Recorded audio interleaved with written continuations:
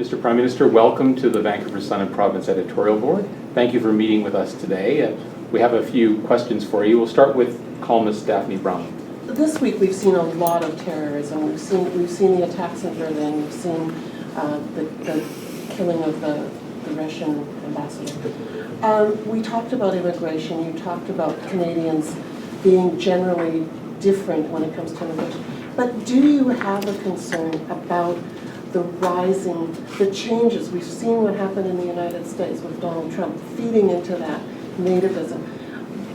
Where do you see us in terms of that in Canada? Well, I think Canada has never bought into, in a generalized way, the false dichotomy between either being open to others or being safe. We know that any immigration system, any border control for tourists, any refugee system does have to have security of Canadians at the heart of what it's doing. And that's something that we have never flinched on or compromised on. And I think that's something that is reassuring to people. And the other aspect is Canada benefits because we have always been a collection of diverse perspectives and backgrounds and stories come together around common values, common themes, living in a common space, dealing with winters in similar and challenging ways.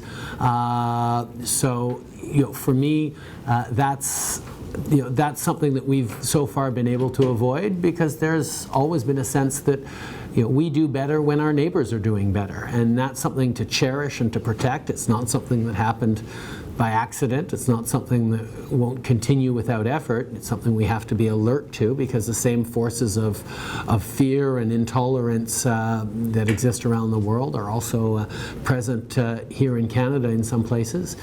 We just have to keep drawing on the better angels of our natures. You know that there's a cap and trade system in Quebec and Ontario, and a carbon tax in BC, and one planned for Alberta. Under the cap and trade, businesses and consumers pay less than the carbon tax in BC and Alberta. You'd like to see a $50 carbon tax by 2022. And isn't this just going to add to the disparity? As of part of the Pan-Canadian framework we agreed to, has in 2020 analysis of the measures in place across the country to compare them based on stringency and effectiveness. We need to know that it's fair right across the country. That's fundamental. It's a principle that's pretty basic in Canada, that everything be fair for everyone across the country, and we're going to make sure that the impact and the effectiveness and the stringency that people go through is equivalent right across the country, and we'll make adjustments as necessary in order to get to the equivalency of $50 a ton by 2023. You had that interview with New York Times just after you were elected, where you said Canada is the first post-national state. We have no core identity and that sort of thing. And critics, some liked it, some critics thought the New York Times thought it was a very radical statement. But people thought it might be a bit of a sellout to globalization and the forces of that, whereas you're kind of forgetting the country and its identity. I'm wondering, would you ever revisit that quote? No, I think Canada's genius, and the one thing that we've been extraordinarily successful at, is understanding that diversity is a source of strength for us, that having different perspectives. When you look at why University of Waterloo grads are the number one place to hire for Silicon Valley, it's because there's an incredible diversity there. Why BC is such an amazing place for creative enterprise, because there's such a diversity there. Here, when you talk about whatever industry you're in, having different perspectives come together to work on a common task is the story of Canada, and it's something that other countries struggle with. And one of the reasons they struggle with it is their identity, the definition of what a typical citizen of Japan or of France or of Cameroon is and looks like is somewhat rigid or inflexible. I mean, there is a typical citizen of those countries.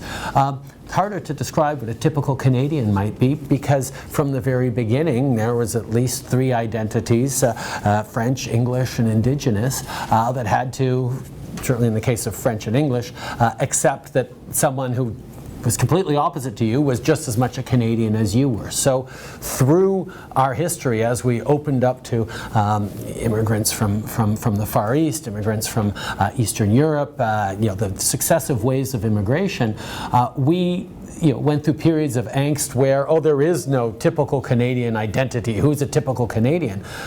But suddenly along the way we realized, wow, a typical Canadian is defined not by surface attributes, but by shared values. Values of openness, respect, compassion, a willingness to work hard, a desire to be there for each other, a search for equality, opportunity, justice. Things that lots of countries sort of aspire to in words, but that we have enshrined into our Charter of Rights and Freedoms, into our fundamental identity as a country. So where we have no problem, fewer problems than other societies might have at looking at someone who looks totally different from you and accepting that they're just as legitimately Canadian as you are, that gives us an advantage. And it's in that sense that you can't say that you're not a real Canadian if you can't demonstrate British or French heritage, for example. The idea is nonsensical here, not so nonsensical everywhere, but everywhere the nativism is just a convenient expression for me of the underlying economic anxiety that people are feeling. The sense that someone's taking my jobs are going overseas, trade is ruining my job and making rich people rich, and the middle class is suffering.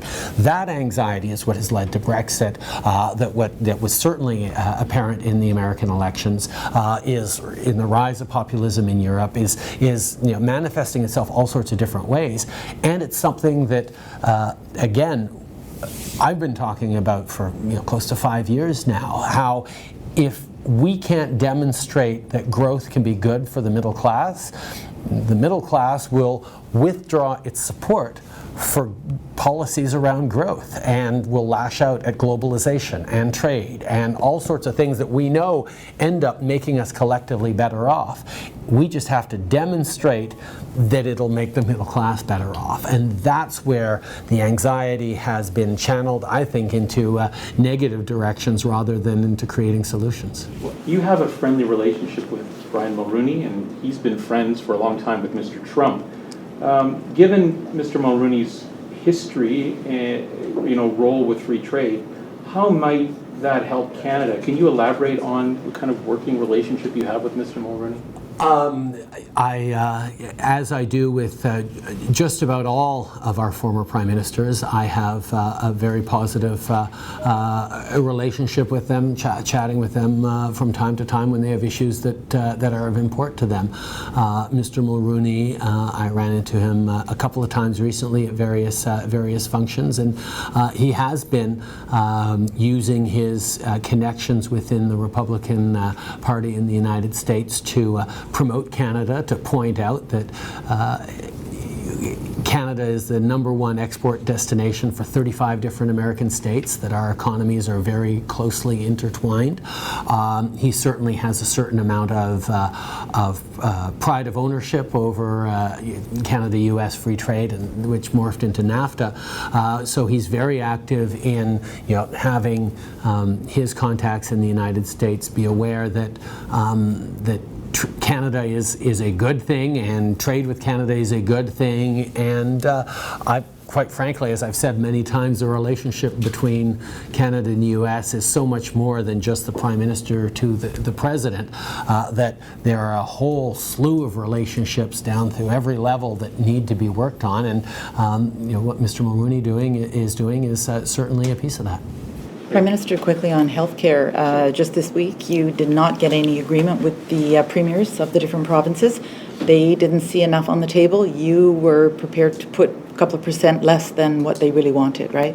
So I guess We were prepared to put more than the previous government had put on the table. We were prepared to live up to our electoral commitments to invest billions of new dollars into home care, put more investments into health care.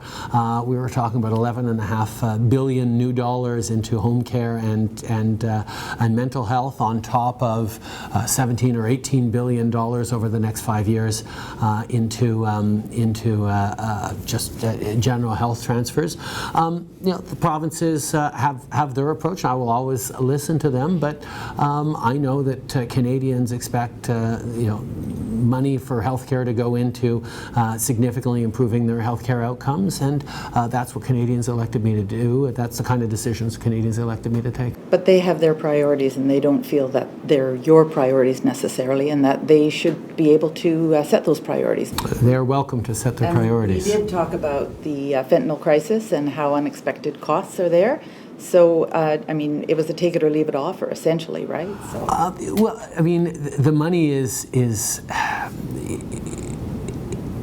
I think, the fact is, as I've demonstrated over the past year, I am always more than happy to work with and collaborate with and find common ground with different levels of government, work with the premiers. We got a historic deal on strengthening the Canada Pension Plan, which people forget because it happened so smoothly and quickly. People are noticing that we have a pan-Canadian framework on climate change, and people are also noticing that the federal government has put more money on the table for health than has ever been there before. And we are more than happy to be partner on things that Canadians see as a priority, and that's why home care and mental health are at the top of our list, and quite conveniently, they're also at the top of the province's lists. So I know we're going to be able to work things out. Thank you very much. Thank you, Mr.